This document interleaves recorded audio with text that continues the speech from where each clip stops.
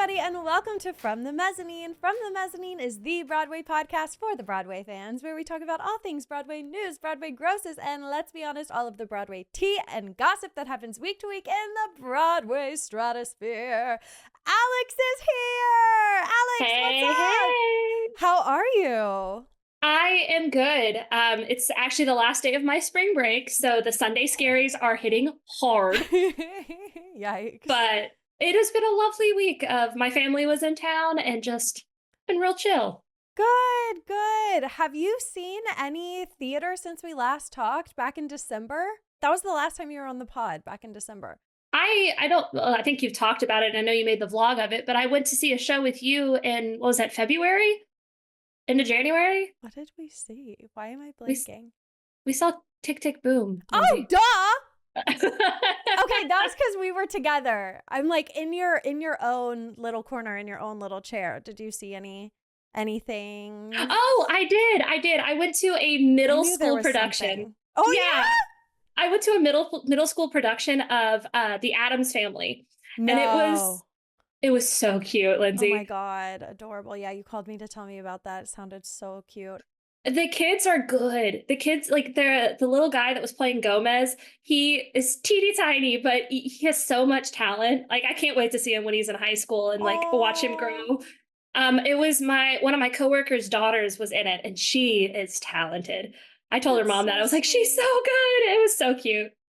Precious. So we talked about Tick, Tick, Boom here on the podcast, but we didn't get to hear what you thought of it. So what did you think? For those who aren't aware, we saw Tick, Tick, Boom at the Kennedy Center, and I freaking loved it. What were your thoughts, Alec? It was really cool to see it staged. I mean, I'd only ever seen the movie. I heard the original album, but that was my only experiences with it. And so it was really cool to see it staged. My sister loves the falsettos. And so what was the guy's name? Brendan Uranowitz? Brandon Uranowitz, yes. Brandon Uranowitz was in falsetto. So she's been really mad at me this whole time since we got to see it. Has she really? Yeah. She's jelly. She's real jealous. Yeah. But I don't know. I wasn't blown away with it. It's not my favorite show that I've ever seen. It was really cool though. And so I'm glad that we went to go see it. I would have liked to have better seats if I go see it again. We were really close to the stage, but we were off to the side. So you were sort of, for those of you who can see the video, leaning like this to watch the whole time, which was kind of interesting. I didn't feel that way from where I was sitting at all. I wasn't leaning. Maybe it was because it was funny. We were all in a row. Like we were all to the very right and all in a row, one after another. And Alex was in the front, right? Or were you in the middle? Yeah. No, I was in the front. Mm-hmm. Oh, I didn't have to lean. Oh, I had to lean. And then there was a mousetrap next to me, which was really fun, seeing the backstage of the actual theater and their little mousetrap. Well, you're going to have to come to New York because you're missing out on so much theater that I just like desperately need you to see. For one, I need to catch up my listeners because I told you last week my sister was visiting. And so we saw a lot of theater. We saw Sweeney Todd. We saw the new Great Gatsby. And Alex would just die to see Aaron Tveit as Sweeney. I'm dying just looking at you hold that playbill right now. My God. I know, right? It's so surreal. So let me tell y'all what happened. So me and my sister and her friend, we were all planning on going and see Harry Potter and the Cursed Child, which me and my sister were kind of like, okay, we will never or have never like had a wanting to go and see Harry Potter and the Cursed Child. But our friend who's with us is obsessed with it. She read the play like a long time ago when Alex, you read the play, didn't you? Wasn't that like a big thing going around? Yes. And you know me, I'm hesitant to put my opinions on here, but I'm going to do it because that book made me mad. Oh my God. Tell I got us. it. I was a huge Harry Potter fan growing up. And I know J.K. Rowling has come under fire as she should for a lot of the stuff that she has said recently. But isn't it not written by her? That's the thing. It's under her name, but I think it has two different authors or something along the lines. It's weird. It's weird the way that they did it. Okay. And it reads like a bad fan fiction. Like it's not good. I hated it.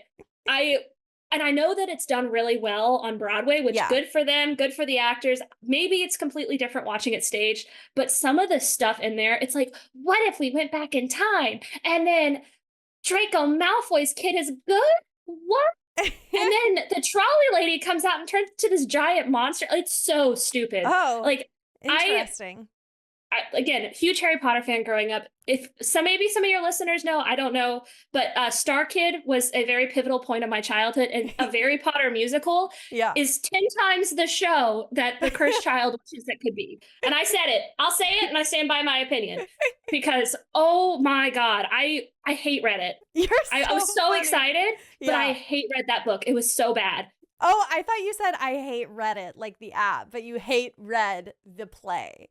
So Yes. our friend had a completely different experience reading it. She loved the play, and she is like diehard Harry Potter. Anyways, it's funny you mentioned Star Kid, because that morning we rushed it and she got a ticket. They were all out of rush. And so me and Aubrey, my sister, we were running around Broadway trying to find something else to get tickets for.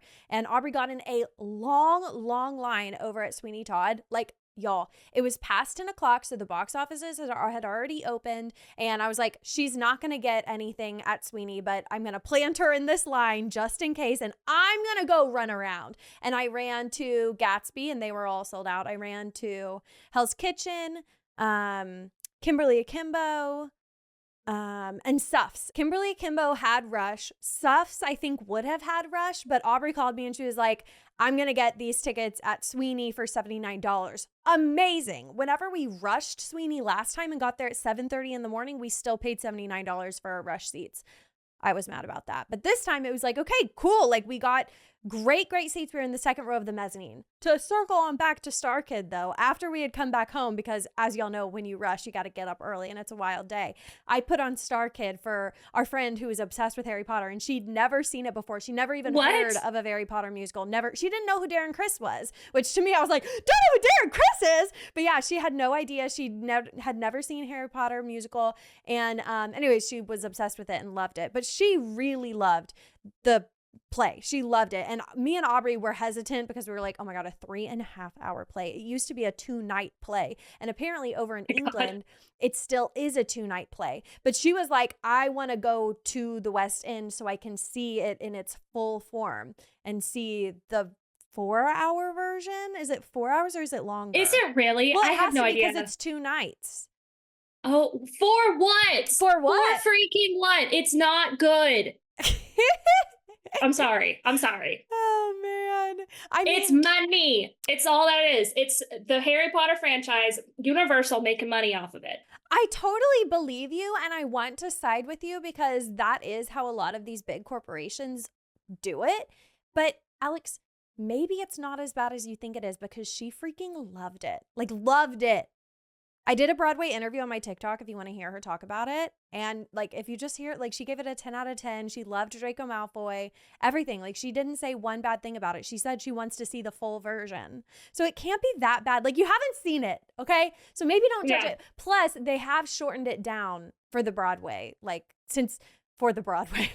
Plus, for the Broadway. They have shortened it down now because it's like a more concise version now that it's not 2 nights. So maybe it's not that bad. Here should be your content. If you have me ranting and raving about it, so maybe do that, and then I'll go see it, and I will see if I'm still ranting and raving. I think that you should see it. I really do.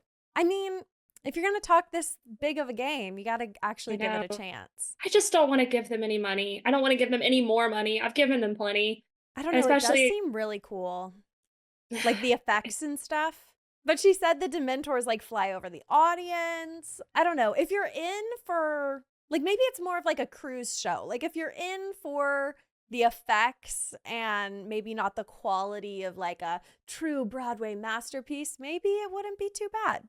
Would you ever go see it? What would it take? Somebody buying my ticket. Okay, that can be arranged. But reach out to your sponsors. To circle back, I did see Sweeney Todd for a 4th time, my 2nd time with Aaron Tveit. Our seats were so much better this time. We were in the 2nd row of the mezzanine on the far right. We were literally in Aaron Tveit's lap. It was like when me and Alex went to go and see Aaron that last time in Moulin Rouge. We were so close. It was so much better to be able to see his facial expressions close up. The audience was loving it. It was a very fun fun night. It was Saturday night on Broadway, so everybody was just like laughing and having a good time. And yeah, I do feel like I am satiated on this show. I've seen it 4 times now, like I said, and it is a long show. It's an amazing show. I love it, but I think I've like hit my limit of the show, which is kind of crazy, but I think I have. If you come, Alex, I would go see it again with you. Good. Obviously. Because you don't have a choice. Obviously, but other than that, like, it's kind of crazy because seeing Aaron Tveit as like a dark, scary creature doesn't have that same appeal as when he's in Moulin Rouge, but it's still good nonetheless. It's not giving crazy rolling. It's not. It's just not. But it's still very good. I still love it for what it is.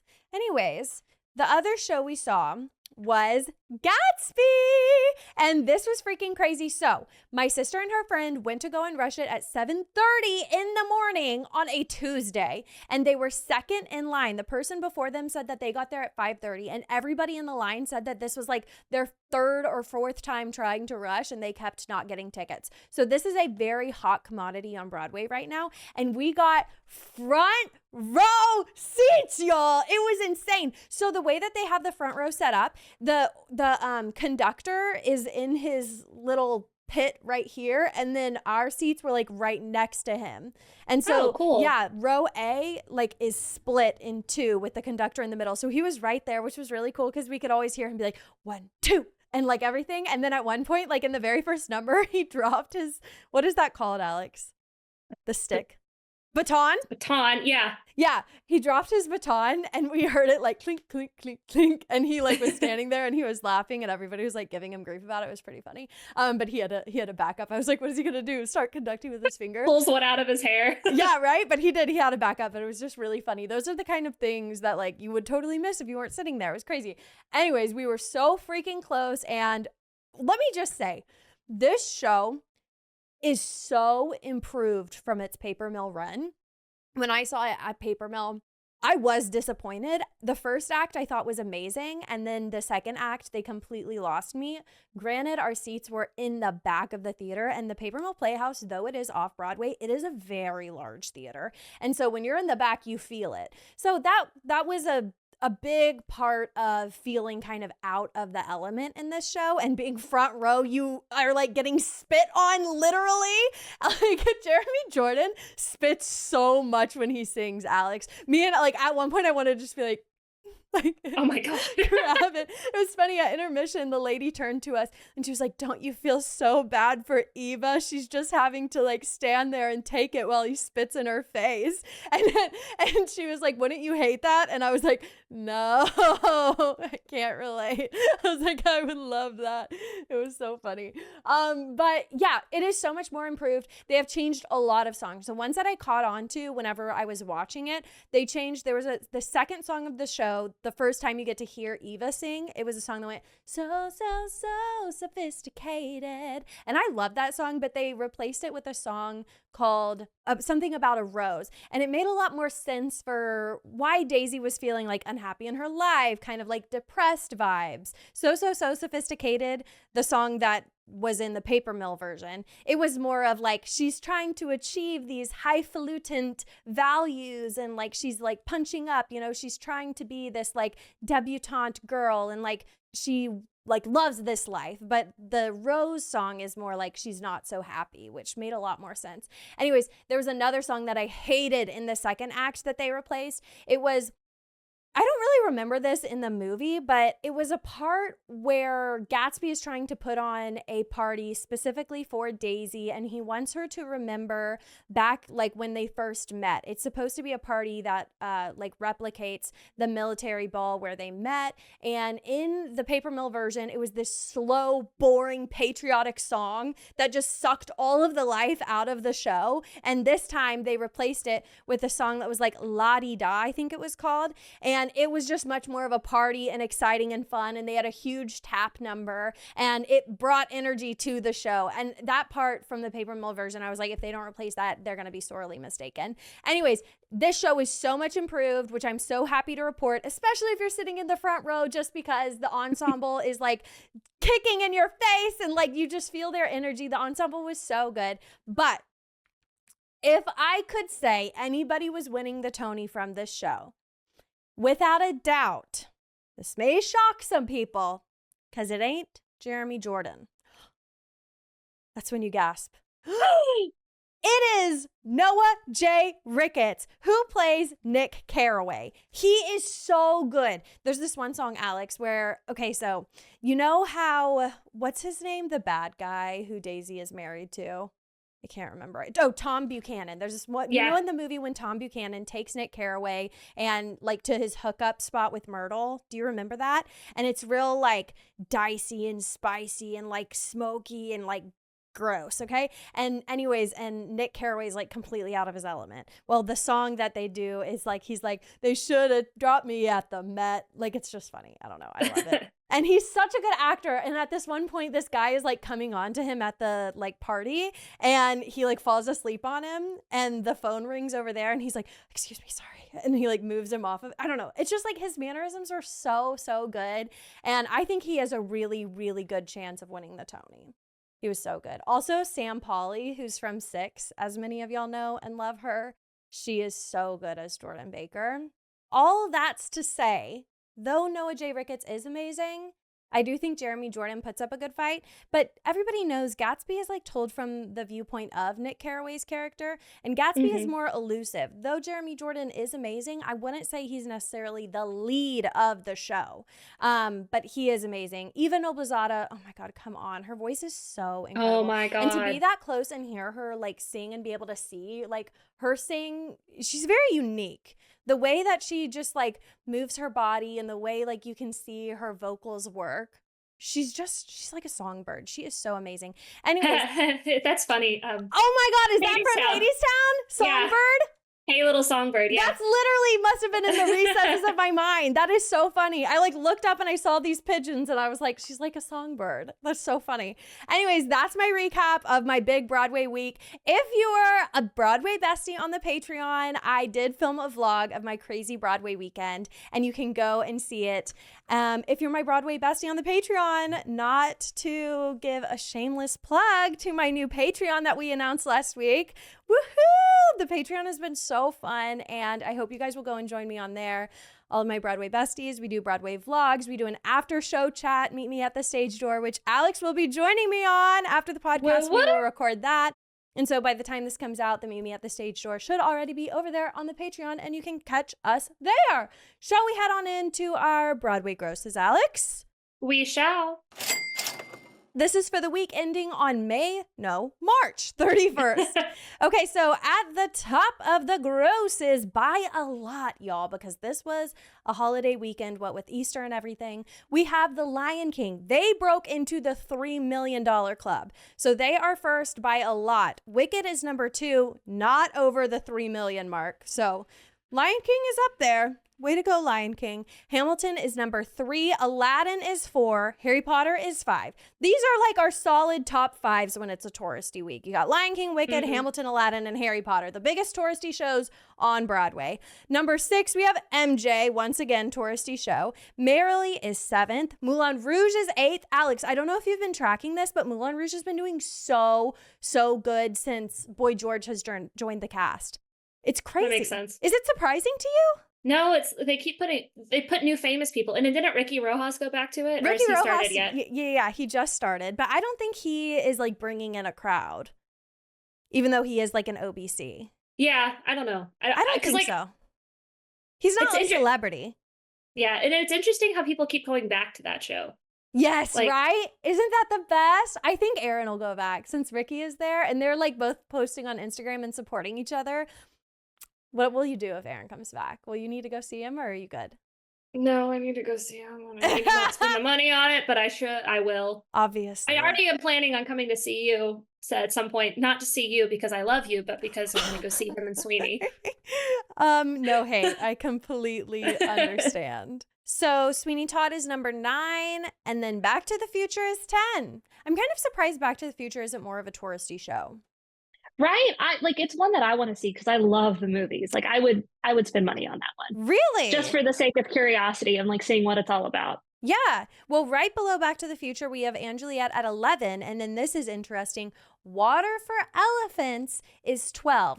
Alex, you might not be aware, but Water for Elephants has like the most insane rush lines right now. What's his name? Really? Grant Gustin must be a huge deal. Oh yeah, he was in Flash. He was in Glee. Yeah. Flash.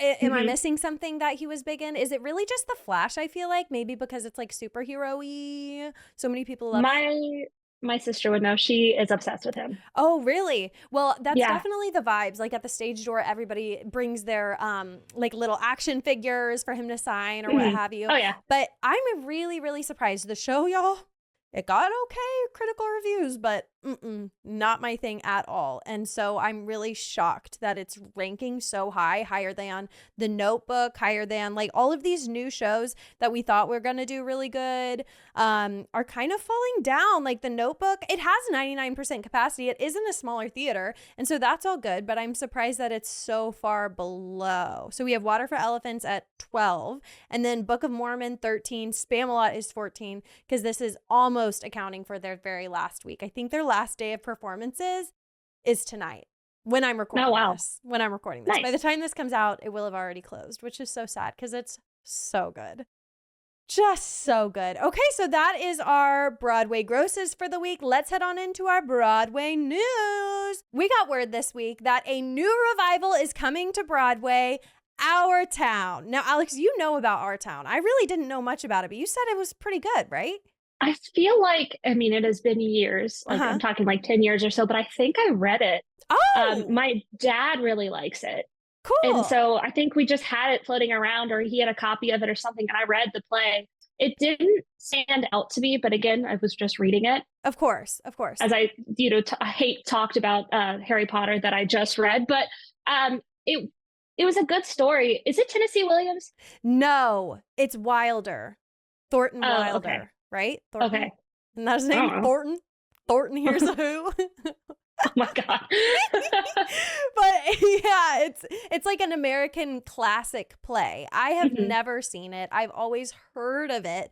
But here's what they say on the website of what it is about. Quote, in Wilder's timeless tale of a small town, a stage manager narrates the daily lives of its locals, depicts a childhood friendship turn into a marriage, and sets the stage for magnificent truths of what it means to be alive. Crazy. It would be interesting to see like this play that we've heard about our whole life, like just going and actually seeing it put on. Well, the cast alone is what is going to get me into those doors. So the lead sort of narrator character, the stage manager, is going to be played by Jim Parsons, who is currently on Broadway in Mother Play, but most of you people probably know as Bazinga in Big Bang Theory. He was, what's his character's name in that? Sheldon Cooper. Sheldon. So Jim Parsons is going to be the lead. That's going to bring a lot of people in. He's huge. I love Zoe Deutsch, who is going to be Emily Webb. Most of y'all probably know her. She was in The Politician. She was in a new movie called Not Okay that I loved. It was so funny. She played like such a stupid movie. It was so good. She was like a social media influencer, and she just was pretending online that she was like, what, in a bombing in England, but she wasn't even there. It sounded like that, yeah. It was such a crazy movie, and I just love her. She's so cool. Also, Katie Holmes is going to be in it from Batman. It says The Wanderers here. A lot of people might know her as. Yeah, she was in like the first Then Batman they replaced her with, was it Maggie Gyllenhaal? They replaced her with Maggie Gyllenhaal. But she's so pretty. Katie Holmes. I would like to see her. She's cool. Anyways, also Billy Eugene Jones from Pearly Victorious, who was so good in that show. He will be up for a Tony, I'm sure. He was really, really good in Pearly. So he's going to be in it. And then Ephraim Skies from Ain't Too Proud is also going to be in Our Town. So this cast is stacked. We have so many huge Hollywood stars and also Broadway stars. It is actually directed by the same person who directed Pearly Victorious, which is why they have a lot of the same cast.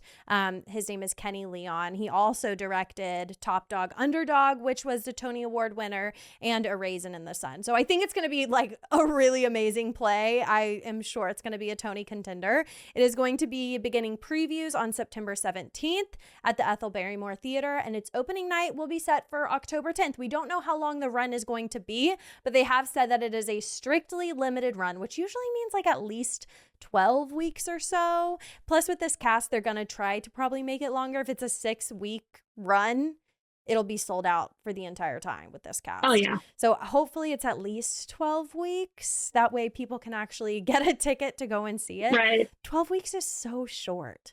Don't you That's think? what, 4 months? Yeah. It's just not a Your lot of math time. face. It's like that meme of that lady with all the like math all around her head. That's so me. But yeah, so anyways, I'm excited about it. It's a huge deal to get all of these stars in a show on Broadway. I wonder if Katie Holmes has ever been on Broadway before. I'm not sure, but I've definitely never heard of her being in Broadway. So maybe this is her debut. I don't know that Zoe Deutsch has either. She's friends, obviously, with like Ben Platt because of The Politician. So I associate her with like our Broadway celebrities who we love. So I don't know. It just fits. And then Jim Parsons also, he's, you know, kind of a Broadway regular. He does theater here and there all the time.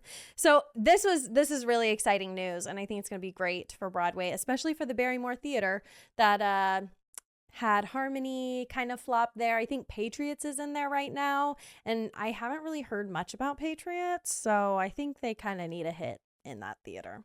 Was this also the same theater we saw Paradise Square in? The Barrymore... Is it? I know it might be. Okay. I don't know. Cut that out if it's not true, Reed. Okay. And so our next piece of Broadway news this week is kind of crazy. We got word that a certain psychological thriller movie is being adapted into a musical, and it is starting workshops in July. Alex, do you have any ideas what it could possibly be? A movie starring Natalie Portman? That is freaky as heck. Yeah, Black Swan. Black Swan is being turned into a musical, and they are starting workshops this July. Sorry. Yay! No, I can see it kind of. That movie's crazy. And like with all of the like the ballet. The ballet. If you're watching on YouTube and just started doing ballet dances. But with all of the performance aspects of it, I feel like it might be kind of good and also kind of crazy. Shows are so fun when they scare the absolute crap out of you. Like I love horror-y shows on Broadway because they're so different. They're a dime a dozen. You don't get a lot of them. Mm-hmm. I would Wait, that's not what dime a dozen means. That's the opposite of a dime a dozen. Common. So what do you think about this concept? I don't know. I don't like that movie. I've seen it a few times because like the first time I was like, I don't think I got it. I'm gonna watch it again like a few years later. And it's an okay movie. I think it's not, I really like horror movies. I really like thrillers. That's like my whole thing. But it just doesn't do it for me. Oh, I think it's a crazy movie and I really like it. I love a good thriller, and this show is dark and it's got a lot of twists and turns. And by the end of it, you have that like, whoa, holy crap, I didn't know this was happening the whole entire time sort of moment. And you're kind of trying to piece it together there at the end. I really like the movie. It's crazy. And I think, you know, it's somewhat of like a queer story. And so I think that for that reason too, it could do well on Broadway. I think they have an audience, Alex. I really think that they do. It depends on how they handle. I know it's the scene you're talking about between Natalie Portman and Mila Kunis. It depends on how they handle it.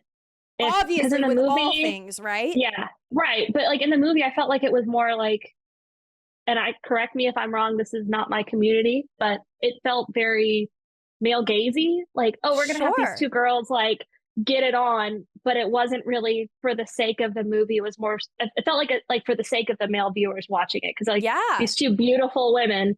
And then it like, I won't spoil the movie if you haven't seen it, but I don't know. It depends on what direction they go with that. I see what you mean, but I just think one, in the name alone, Black Swan, the musical, it'll have an audience. And two, it is such an intriguing story that I think it could do really well. I don't see how it's going to be like, now we're breaking into song, you know, like it's going to be like haunting probably. And like inside of her mind, because she's the lead actress, has a lot going on up there. And so I can see it being pretty haunting and freaky. I can see it. I can definitely see it. We don't have a cast or anything for it, right? We don't have a cast. We do know that it's going to be directed. Oh, this might get you. It's going to be directed and choreographed by Sonia Taye, who was the choreographer of Moulin Rouge. And she is so, so talented. Okay. Does that kind of lead you on a little bit more? With all the amazing choreography of Moulin Rouge, you can kind of see it, and directed by her, so that's pretty cool. Anyways, the score is going to be by Dave Malloy, who, you're not going to like this, is the same who did The Great Comet. You're not a big fan. No, but it's conflicting because I love Anais Mitchell, obviously. Hades Todd is incredible. Yeah. And Rachel, I can't think of the other lady's name that was part of it. Yeah, her. Hades Town it's great, but I am in the minority of people that I think that do not like The Great Comet. I know theater kids eat it up. I listened to it once. I'm indifferent. I thought it was a hot mess. Sorry, it was not my thing. No, I hear you. Anyways, this is intriguing. I'm excited by it. I love something that's different that's coming to Broadway, where it's not like Smash, you see that it's coming and you're like, well, duh. Right? Like, that was made to come to Broadway. It's such an easy thing to understand and see as a musical. Something like The Black Swan, that's intriguing to me. And I can see it playing out really beautifully and creepily. Like, the show is just, it's got a lot of mystery, and that's something different for Broadway. It's not your typical jukebox, let's have a great time. It's something that's very different and might leave you a little shaken up. So I like the idea of it, and I'm pretty excited.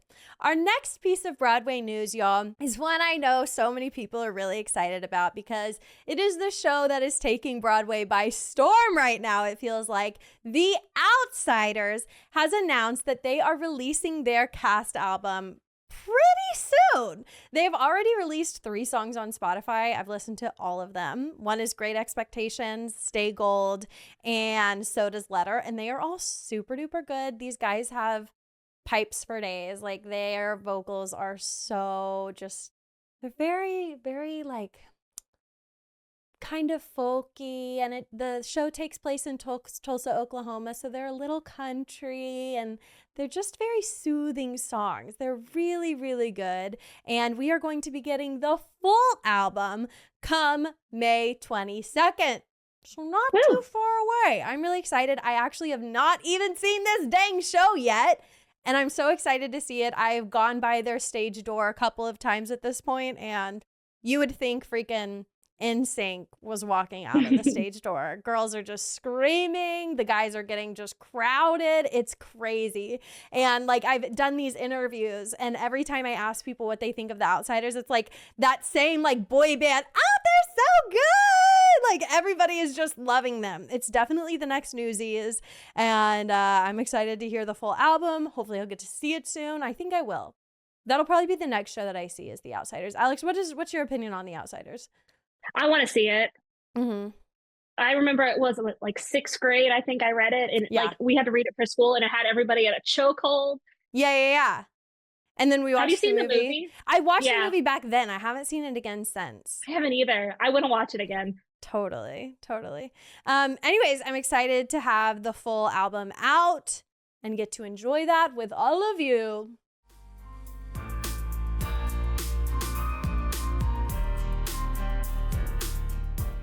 Okay, so with that exciting news, that wraps up this week's episode of From the Mezzanine. Alex, thank you so much for joining on From the Mezzanine this week. Thank you for having me. It was fun to be back. I miss being here. I know. I miss you being here too. I miss us doing it side by side like we once did. Ha, the olden days, the glory days. Well, everybody, thank you so much for listening. Go and join Alex and I on the after chat over on the Patreon, my Broadway besties. You can meet us there at Meet Me at the Stage Door. Go find me on TikTok and Instagram at From the Mezzanine Podcast. And thank you once again, Alex. You're the literal best. I love you so much. We will see you. Oh, thank you. They've already tuned out. They're like done. They're already gone. Okay, well, if you made it this far, thank you so much for listening, and I will see you again next Tuesday. Bye. Bye. Hi guys, I bet you thought this episode was over. Well, it's not. I'm going to give y'all a little teaser of what you can find on the Patreon when you become a Broadway bestie. So here is a little bit of me and Alex on Meet Me at the Stage Door.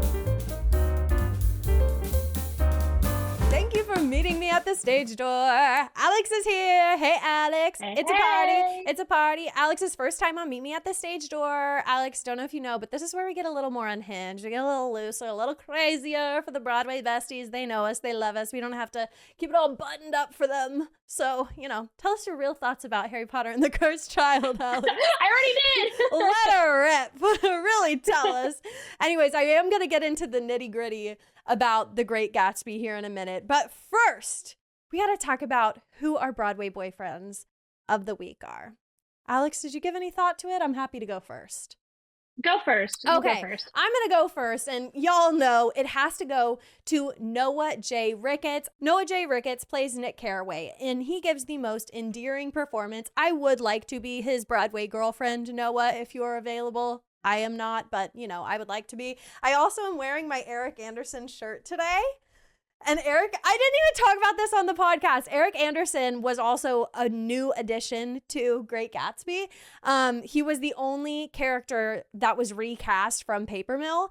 He was so freaking funny. My sister was like dying laughing at all of his little mannerisms. He is Harold Zidler through and through, and his character in Gatsby is literally copy and paste, but make it scarier and more like domineering and mean and evil. He has this song in it, Alex, like, everybody is a little bit shady, that's the way, my God, or something. Anyways, yeah, and everybody's in like trench coats and hats. Yeah, my Broadway boyfriend has to be Noah J. Ricketts. If you know, you know. He is, for one, it's his mannerisms and his acting chops. He is so good, and that's just like, that's gonna make you my Broadway boyfriend, right away. And then he's a very, very pretty face. And him and Jordan Baker, their relationship in Gatsby is just like, oh, I just love them. They're so in love, and it's just a beautiful sight to see. And he's got a really good body too, so that doesn't hurt. He really does. There's like this song where everybody's just, getting it on. Gatsby and Daisy over there, Jordan Baker and Nick Carraway over there, and that's just, it's pretty hot. I'm not going to lie. And Alex knows the spicy songs in any musical are typically my favorite songs. Yep. Okay, Alex, who's your Broadway boyfriend of the week? So, as someone who hasn't seen a whole lot of Broadway this week, or any in the last month, it's fine.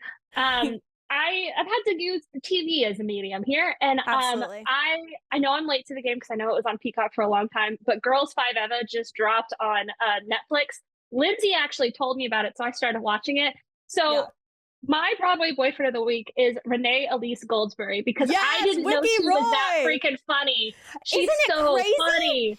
We saw her in Dallas in a concert, and she's the most composed, elegant performer you will ever see. She's so gracious. She's so humble. Elegance. And then Wiki Roy is like as opposite as you could get from her real personality. She's super egotistical. She's literally like trying to put on that she's this big star, but she is seriously not. Yeah. Have you gotten to the episode where she like taped a Coca-Cola bottle to her shoe? I've watched the whole thing. I watched it in like 2 days. I was obsessed. It's so funny. And Broadway people, go watch it. Please give the show hype so Netflix makes another season, because we need another season of it. It's so like good. It's that same genre of TV that is like Broadway people acting like fools and then getting their friends to act like fools with them, and I will eat it up every single day. Okay, so those are our Broadway boyfriends of the week. What song, Alex, are you adding to your Broadway playlist this week? This is one of our other regular segments we do here on Meet Me at the Stage Door. It can be something from Girls 5 Eva. For me, since you asked, I have restarted watching Glee, which what's going on with, why can't I watch a show where they don't sing? Like, what's going on up here? Anyways, I was reminded of the Halo Walking on Sunshine mashup. Do you remember that? I don't even remember that. No, I feel like I blocked it out. Baby, you love me now, baby. I can see a halo, halo. I can see a halo. No, it's so good, Alex. It's so good. It is. Anyways, that's my song I'm adding to my Broadway playlist this week. What about you, Alec? I actually need to get my phone out for this one. So I got to give a shout out. Do some digging. Loading, unadulterated loading for your face, your voice, your clothing. Okay. So the songs that I'm adding to my Broadway playlist are actually not coming out until April 26th. For you Broadway lovers and that are on TikTok or have been, there is a musical that has been released only on Spotify. It's called Epic the Musical. It's about the Odyssey. It's made by a guy whose name is, let me get his name. His name is Jorge Rivera Herranz. He's released 4 different sagas so far. We have the Troy saga, then you have the Cyclops saga, the Storm saga, and then the Circe saga just came out at Valentine's Day. And he released this week that the Underworld saga is coming on April 26th. So guys, this is so good. I have been listening to it nonstop. It's funny, one of my students told me about it, and I was like, oh, I have to go listen to it. And I am obsessed. How are you listening to it if it's not out yet? It's on Spotify. This next saga hasn't come out yet, but the 4 sagas that are already released are on Spotify for you to listen to. I'm obsessed. I'm so excited for this to come out. Oh my gosh, cool, Alex. Well, how would you describe the sound of the music? Sort of a mix. It has, epic sound. It's got like a big sound to it. And then for like some of the darker tones, it's like the Cyclops saga is very dark. The Storm is very intense. And then Circe is a little bit more Calypso is going to be in it because she's part of the Odyssey, but it's like more of that calypso-y sound, islandy sound. And then I think this Underworld one is going to be very dark and very like, so it's like heavy. Dramatic. It sounds like very dramatic and intense and probably a big orchestra. Cool. And it's cool. He on his Instagram and then TikToks, he talks about like his thinking behind some of the themes and some of the musical parts that he puts in throughout the story. Okay, well, that is a great Broadway recommendation for everybody to add to their playlists. So next we are going to get into the nitty-gritty about Gatsby. I don't need to get into the nitty-gritty about Sweeney Todd. I don't have anything to say. I thought Sutton Foster was better than she was previously. First time I saw her, I was like, meh, I miss Anna Lee. This time she was better. To be honest, y'all, like I mentioned on the podcast, this show has run its course for me, which is sad because it's such an amazing show. Like if you haven't seen it, you're going to be blown away. But 4 times is 4 times enough. Like we don't need a 5th unless Alex comes. I will definitely go and see it with her. So you are going to get a 5th. You're welcome. But I wouldn't like desperately need to. I thought whenever Aaron would be in the world that I would be like, I have to go see him every single week, but I don't because it's no Gutenberg, huh? It's no Gutenberg. Like if you know, you know. Gutenberg was the best, and we are still waiting on that cast album. They said that it would come out this spring, and we have nothing. So where is it, people? Where is it? Okay, the nitty-gritty for The Great Gatsby. I forgot to mention on the podcast. Literally, like, where was my mind? I can't believe I forgot to mention this. Whoops, sorry to leave it on a cliffhanger, y'all, but you're gonna have to join the Patreon to find out what happened over at The Great Gatsby. Thank you guys for listening. Go find me on the Patreon and become a Broadway bestie, and I will see y'all next Tuesday. Bye.